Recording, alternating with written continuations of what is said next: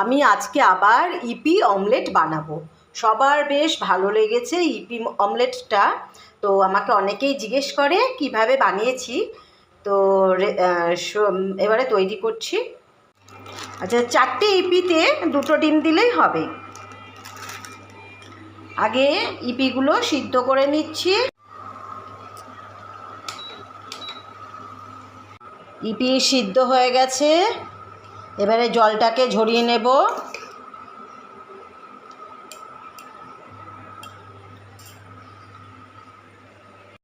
জলটা ঝরিয়ে দিয়েছি ছাঁকনি দিয়ে। এবারে এতে ডিমটা মেশাবো।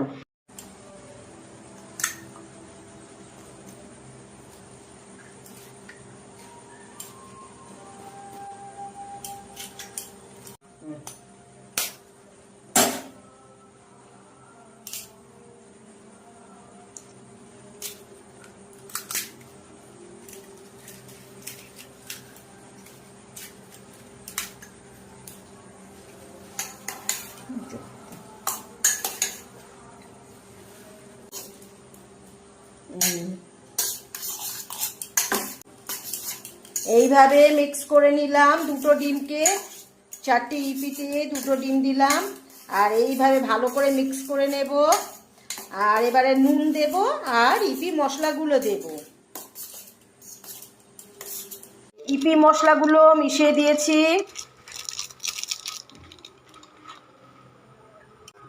ইপির মশলা মিশিয়ে নিলাম ভালো করে, আর নুন দিলাম পরিমাণ মতো। এটা ভালো করে মিক্স করে নেব। তারপরে চাটুতে কিভাবে দেব ওটাই ব্যাপার, ওটাই আসল ব্যাপার। এই যে লেস দিয়ে দিয়েছি। লেসটা দিইনি এর আগে কখনো, তো আজকে একটু লেস দিলাম। ওই ডিম, ইপিতে ডিম আর একটু ইপি মশলা দিই শুধু, তো আজকে একটু লেস দিয়েছি। বেশ আরও একটু টেস্ট হবে।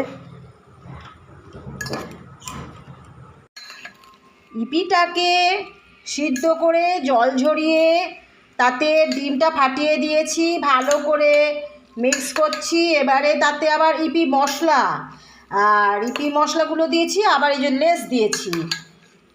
লেস দিই না, আজকে আবার একটু লেস দিলাম। একটু ভালো করে মিক্সিং করতে হবে।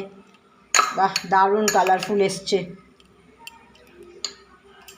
এইবারেই তো কায়দা, চাটুতে মানে তৈরি করাটাই আসল।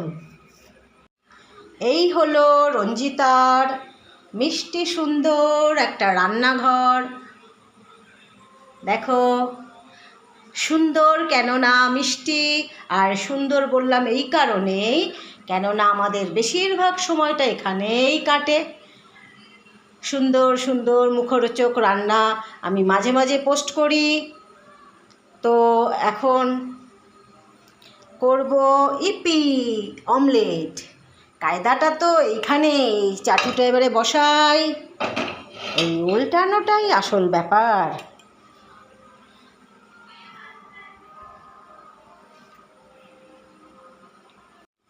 চাটু গরম হয়ে গেছে, এবারে এই যে তেল দিয়ে দিলাম। চাটুতে তেল গরম করে এবার ইপিটা দিয়ে দিচ্ছি।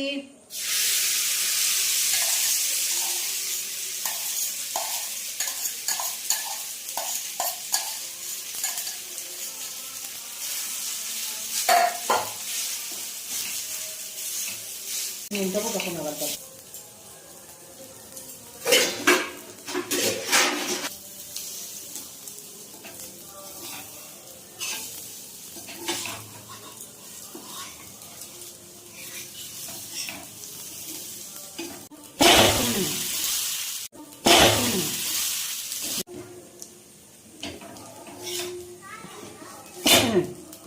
হয়েছে।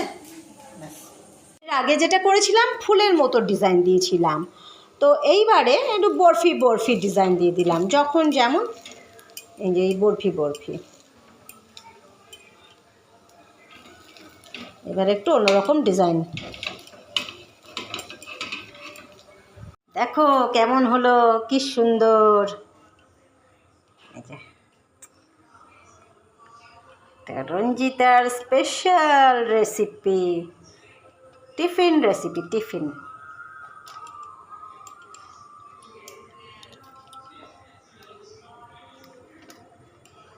এই হলো রঞ্জিতার স্পেশাল টিফিন রেসিপি। দেখো রঞ্জিতার স্পেশাল টিফিন কি দারুণ হয়েছে, দেখো ইপি অমলেট, বেশ এটা ভালো বেশ হয়েছে, তো বরফি বরফি। এইবারে টমেটো সস আর চিলি সস দিয়ে নাও, দারুণ একটা সুন্দর টেস্টি টেস্টি একটা টিফিন।